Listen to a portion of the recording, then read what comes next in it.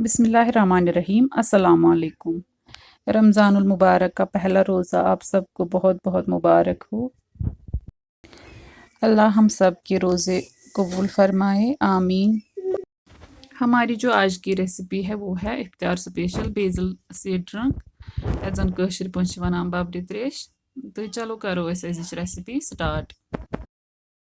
ये मे निमुत बब्र ब्योल, यह थोमुत वजन आबस मज, बे निमित तम खूपरा स्लाइस कर, बे निमित नम बादाम मन मे थमित स्लाइस कर, बे मे निमुत इलायची पाउडर, यह मे घरे बनोमुत इलायची पाउडर, बे मे रोज पेटल्स निमित, यम मे घरे बनमित ड्राई करमित घरे, बे नुम मे यपर शुगर, यह मे रेगुलर शुगर तथ मे पाउडर बनोमुत। वन नु यपर आब कप अख, अत मज त्रो पाउडर शुगर 2 चमच, यह हेक्यो तुम पन्ने टेस्ट हिसाब नित कम या ज्यादा, तो मे करे 2 चमच यूज।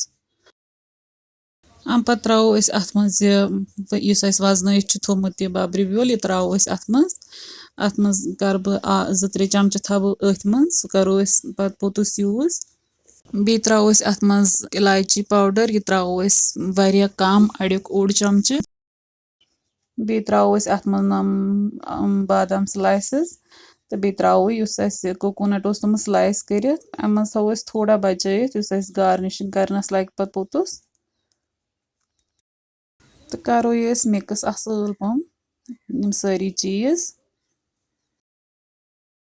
अम पत मे 2 लीटर ओड निमुत, यह त्रो अत मज, तो करो ये बे मिक्स।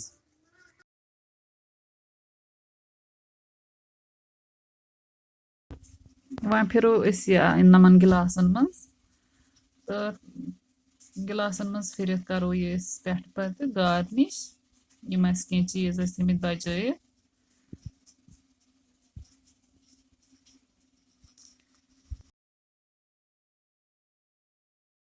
वन त्रोक पे थोड़ा सा यह बब्र ब्योल बे, तो बे त्रोक यम बादाम स्लाइसेस, बे कोकोनट स्लाइसेस, तो बे त्रोस यम ड्राइड रोज पेटल्स यम ते त्रोक पे, अम सत खूबसूरत लुक दिवान। तो करो ये पत सर्व इफ्तारस। तह अगर सन अजिच रेसिपी पसंद आमज, वीडियो करो लाइक तो शेयर, बे दीजो पन फीडबैक कमेंट सेक्शनस मज, रेसिपी करो जरूर ट्राई। अल्लाह हाफिज।